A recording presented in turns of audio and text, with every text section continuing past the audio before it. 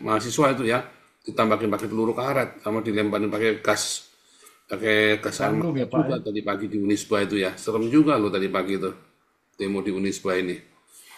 Korban meninggal setidaknya sudah 10 orang, yang hilang sudah 20 orang. Kalau keluarganya Sahroni mati itu bukan Sahroni yang itu ya, Sahroni yang di Indramayu itu sekeluarga mati semua, itu beda cerita lagi itu ya. Kalau masalah dildo, kita lihat ternyata si Sahroni itu dulu potita ya, jadi mungkin dildonya pakai dia sendiri ya. Terus kamu penistaan anggota DPR kamu. Sahroni itu dulu potita ternyata ya, potita.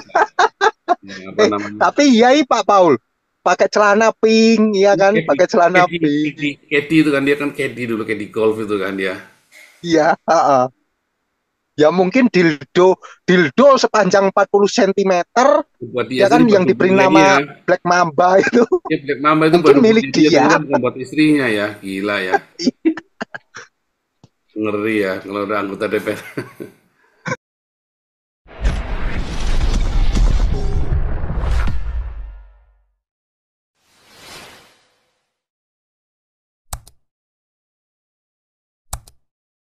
Bentar.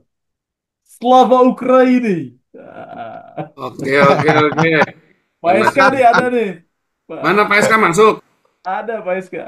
Loh, wah, suara komandan masuk. Lagi Lanjut. final ya. Oke, Iyalah sampai pagi. selamat malam semuanya. Selamat Halo malam. Pak SK. Selamat malam Pak Iska. Lanjutkan. Semakin malam Oke, semakin jadi saya ngomong panas. sedikit aja deh, menyambung yang kemarin. Jadi itu sudah jadi konsekuensi satu kelompok, satu komunitas, satu negara. Kalau jumlah komunitas, jumlah warga negaranya, ya, ya memang sumber daya manusia kapasitasnya rendahan, ya susah untuk dipaksa menjadi high quality, high level, seperti yang kita harapkan. Jadi kalau anak-anak SMA-nya yang pada pakai jilbab itu hampir 10 jutaan, ya mungkin udah berapa puluh juta tuh banyak lulus. Ditanya 8 kali 6 saja jawabnya 16, 8 kali 6 salah 16, masa 16 masih salah lagi dua kali, 32 masih salah lagi ketiga, 78, sampai 5 kali 6 kali baru mungkin ketujuh baru benar. Artinya begitu rendah sekali. Ya, jadi nggak heran yang ada hasilnya di negeri ini tukang tawuran, tukang bohong, ya, eh, tukang apa lagi, eh, pemalas, ya, cuman kerjanya di TikTok, ya kan, joget-joget, begitu kan. Nah, lebih lagi ke atas ya kalangannya di legislatif, ASN-ASN-nya, kapasitas menteri-menterinya, ya, anggota-anggota partai politiknya, ya itu juga kualitasnya yang nggak jauh beda, ya, tukang korupsi, maling uang rakyat, kerja nggak ada, minta gaji tinggi, tukang palak, ya kan, tukang naikin pajak aja kerjanya minim, ya kan, nggak ada terobosan-terobosan yang cerdas begitu. Jadi selama negara-negara miskin, model Pakistan, model Indonesia, model apalagi Yaman, model kayak di Gaza, Hamas, kelompoknya Houthi, begitu ya.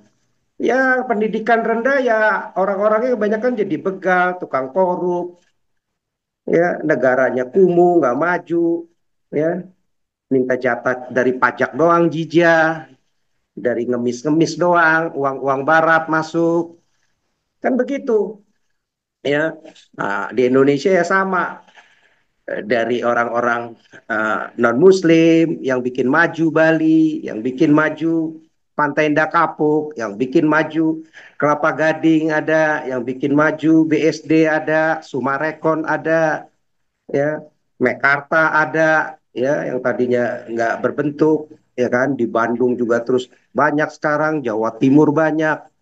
Developer-developer itu aja mungkin tadinya 20-30 konglomerat yang bikin developer itu yang bikin maju se-Indonesia sehingga berbentuklah ada Heres Building, ada Sudirman, ada Gatot Subroto, ada Simatupang. Kelihatan bentuknya kalau nggak kumuh. Dulu mandinya juga masih di comberan, di got-got, di kali-kali jorok, begitu ya. Kalinya keruh dulu tuh angke, diberesin lah sama si Ahok dulu, masih mendingan sekarang, udah bersih, ya.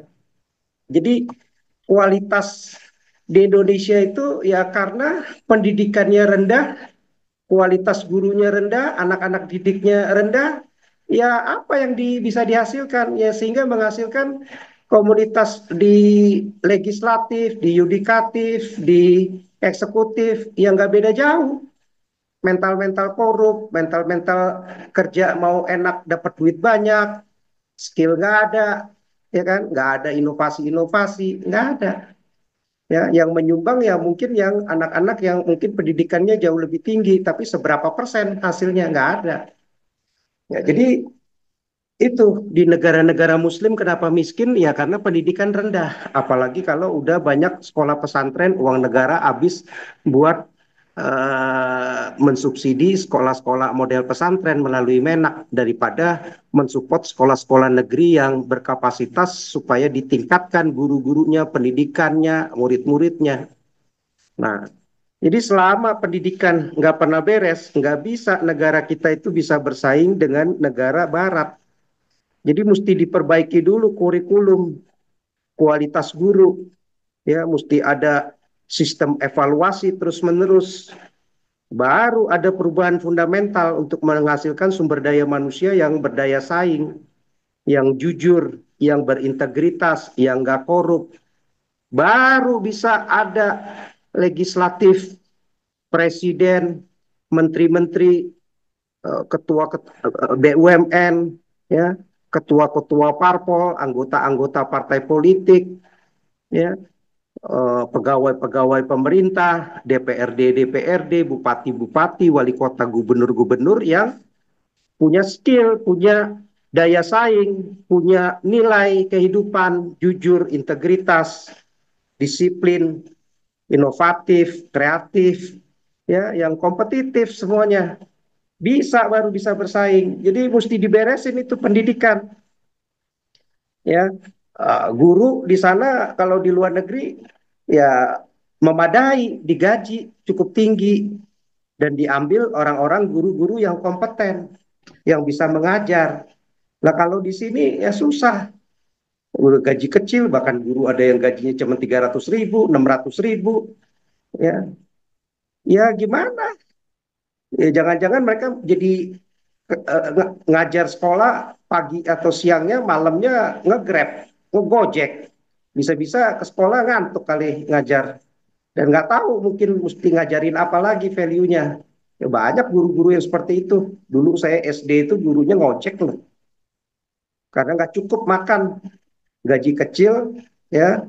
Gaji dulu berapa? Zaman saya itu masih ngojek dia itu. Jadi saya ketemu malam, wah dia ngojek itu dulu di pasar. Nunggu pulang-pulang sampai jam 12 ke atas. Siang mesti ngajar lagi. Nah, jadi mesti perbaiki dulu guru-guru itu. Nah, mesti diambil mungkin S1 yang terdidik, yang mungkin sekarang yang ngerti ya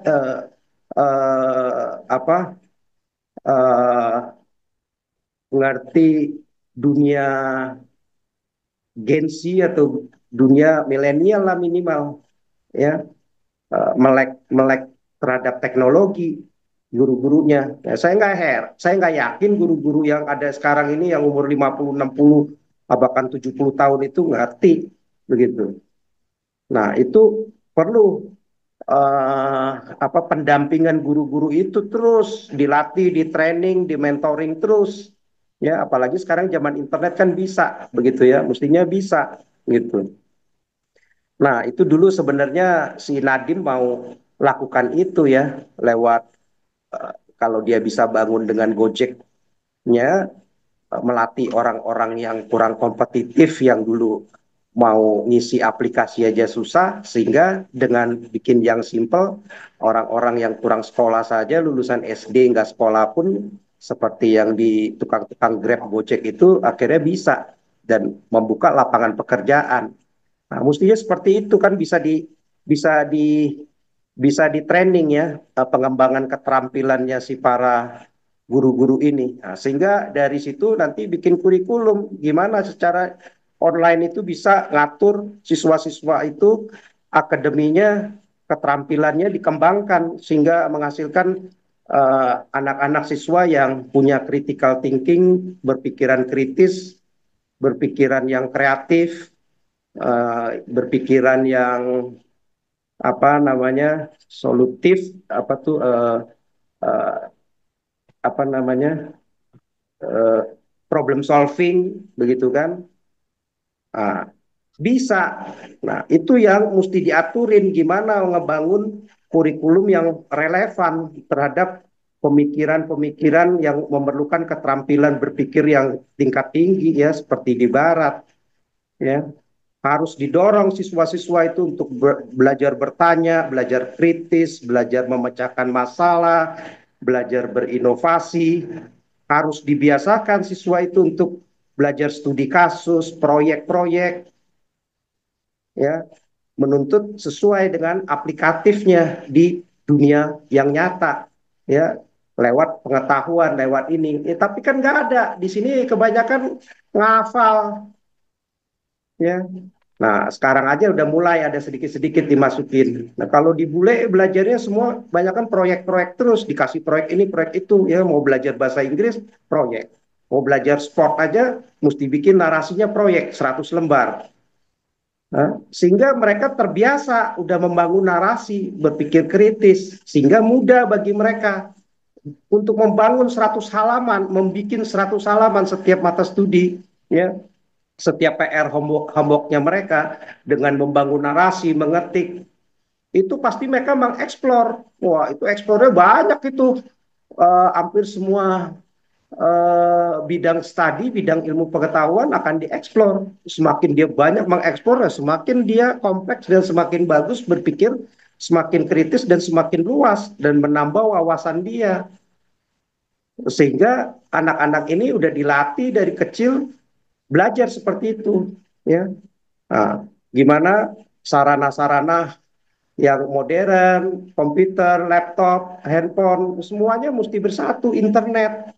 Kan sebenarnya uang-uang ini daripada digaji oleh dimakan oleh para koruptor-koruptor di bea cukai, di BUMN, di kementerian, di legislatif, di kejaksaan, di kehakiman, ya, proyek-proyek itu bisa untuk membeli fasilitas itu dari dulu. Tetapi yang ada kan hilang aja semua. Uang itu malah yang ada dibagi buat parpol-parpol. Satu suara dikasih dihitung berapa berapa rupiah.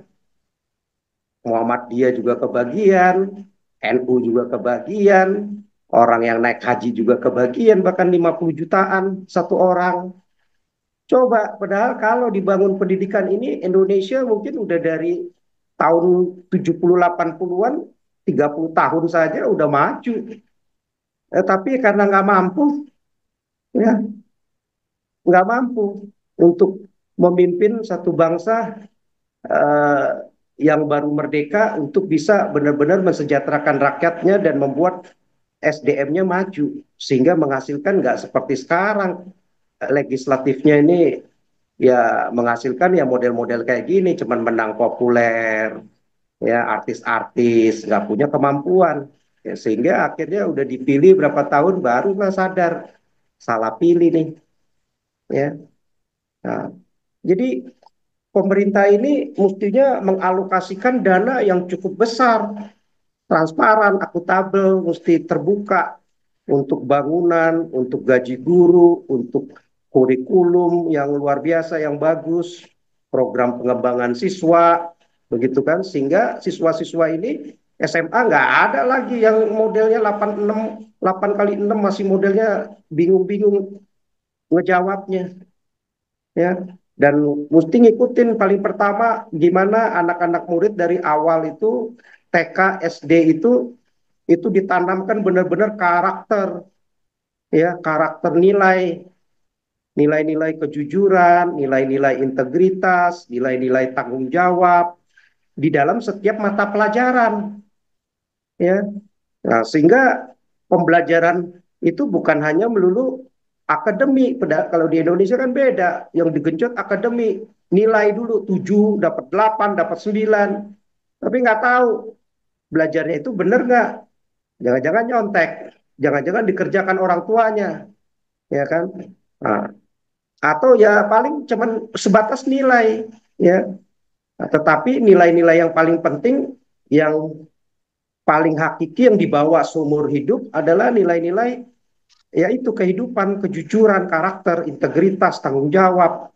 Nah, sehingga menghasilkan manusia-manusia yang punya moral, punya etika, punya nilai-nilai kehidupan karakter yang baik, yang jujur, yang terbuka, berani transparan, berani tanggung jawab, sehingga bisa menjadi teladan, sehingga nggak menghasilkan murid-murid yang suka bawa-bawa apa tuh kelewang-kelewang di jalan, tawuran, pacaran, joget-joget doang, ditanya ini itu nggak bisa, ya, nggak ada. Jadi nggak ada keteladanan dari murid dan guru pun juga jauh lah di Indonesia. Ya, jadi jangan diharapkan Indonesia itu bisa bebas korupsi, ya. Karena ya ratusan juta jiwa yang dihasilkan sumber daya manusianya seperti itu, nggak bisa juga punya kekritisan, apalagi kalau udah belajar di pesantren cuman ngapal-ngapal doang, gimana? Ya, jadi jauhlah, akhirnya ya jauhlah dari kebenaran, jauhlah dari keadilan, jauhlah dari kesejahteraan. Yang ada ya semakin dekatlah pada kebodohan, semakin nyatalah kepada korupsi yang ada di sini. Ya, korupsi ini udah hampir merata di seluruh lapisan masyarakat Indonesia dan negara-negara miskin, terutama negara Muslim yang daya belajarnya ya nggak ada nilai-nilai karakter ditanamkan, ngafal doang. Nah, jadi nggak heran. Jadi ya jalan singkat ya sekali lagi DPR bubar diganti orang-orang sipil yang S2, S3 yang punya integritas, terutama yang mengenyam di luar negeri, yang punya nilai-nilai integritas, ya, yang punya value, yang memang dididik dari kecil tahu paham bahwa bukan soal kekayaan, bukan soal ketenaran, bukan soal popularitas kehidupan itu, tapi bagaimana hidup saya itu bisa menjadi berkat bagi banyak orang, punya nilai-nilai itu dulu. Nah, sehingga kalau dengan nilai itu, walaupun dia hidup sederhana, seperti Mother Teresa, wah, tetapi itu terhormat. Itulah nilai kehormatan saya, itulah harga diri saya. Punya karakter yang mulia, yang nggak bisa dibeli oleh uang emas, uang triliunan sekalipun. Nah, mesti menghasilkan manusia-manusia yang seperti itu. Nah, negara barat bisa maju seperti itu ya karena orang-orangnya paham, sumber daya manusianya paham bagaimana mereka harus berlaku hidup, harus berlaku eh, rajin, disiplin, eh, terbuka, jujur, ya, berani kritis, berani mengemukakan pendapat, malu kalau saya bohong, malu kalau saya manipulatif, malu kalau saya nggak disiplin, malu kalau saya pamer-pamer kekayaan, pamer-pamer kebodohan itu. Nah, ya, malu kalau saya nggak punya moral, nggak punya etika. Ada budaya malunya. Di sini nggak ada, nggak diajarin. Ya hancurlah deh, udah negara. Jadi mesti diberesin dulu tuh generasi baru yang bikin regulasi sehingga punya kemampuan, pemerintahnya juga didorong nanti sipilnya benar-benar bagaimana bisa maksimal sehingga pendidikan, dana pendidikan bisa besar, ya, menghasilkan sumber daya manusia mesti dipotong dulu satu generasi, menghasilkan generasi-generasi yang bagus sehingga nanti akan terus berkinerja. Tapi kalau dengan sistem perpolitikan di Indonesia hanya bergantung kepada partai politik, ya legislatifnya dikuasai orang-orang politik, menterinya sebagian besar dikuasai orang politik, menteri-menterinya dikuasai kebanyakan orang politik, gubernurnya kuasai politik, wali kota, bupati orang-orang politik. Ya kebanyakan preman-preman, para koruptor lah yang dihasilkan. Ya sumber daya manusia rendah, ya cuma nyogok-nyogok, ngasih uang, ngasih tebar pesona di masyarakat waktu pemilu, kepilih, ya habis itu kantong pribadi, kantong-kantong kelompoknya, ya ini nggak bakal bisa maju. Beresin itu, ya Barat sama ini ya mesti ikutin negara-negara yang maju seperti apa, ya itu yang mesti dipilih, diikutin. Ya kalau nggak ada patternnya kayak gitu ya sampai botak sampai 500 tahun juga ya begitu-gitu aja, yang ada malah bangkrut, miskin, ya yang ada juga malah jangan-jangan ya bubar di negara, ya. Ya itu Pak Paul, thank you.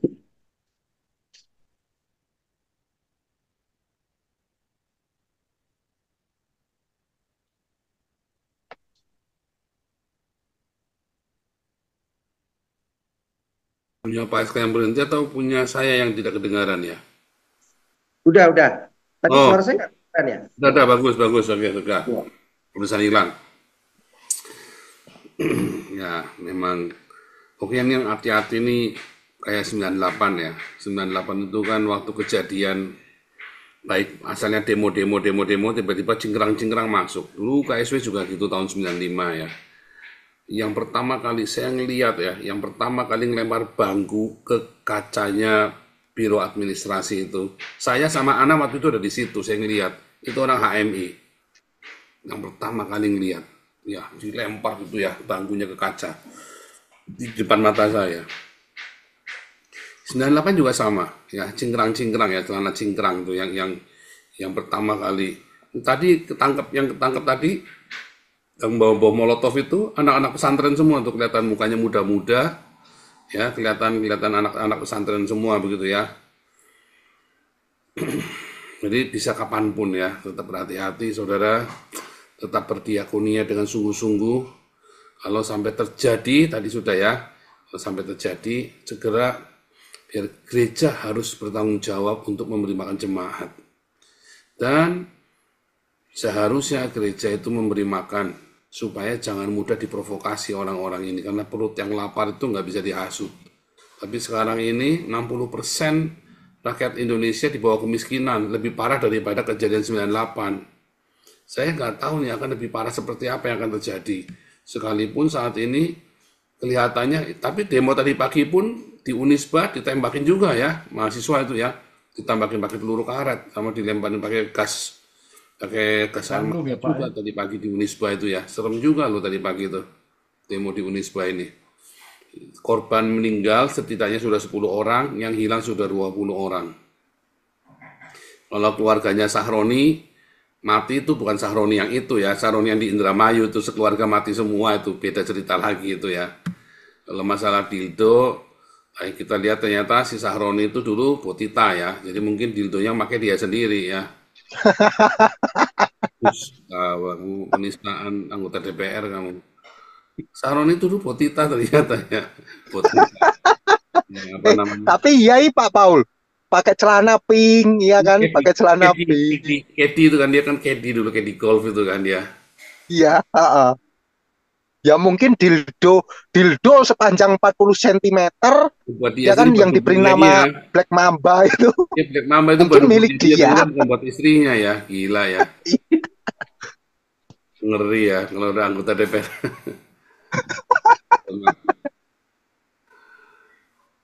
Siapa mau, terakhir penutup. Penutup siapa mau penutup?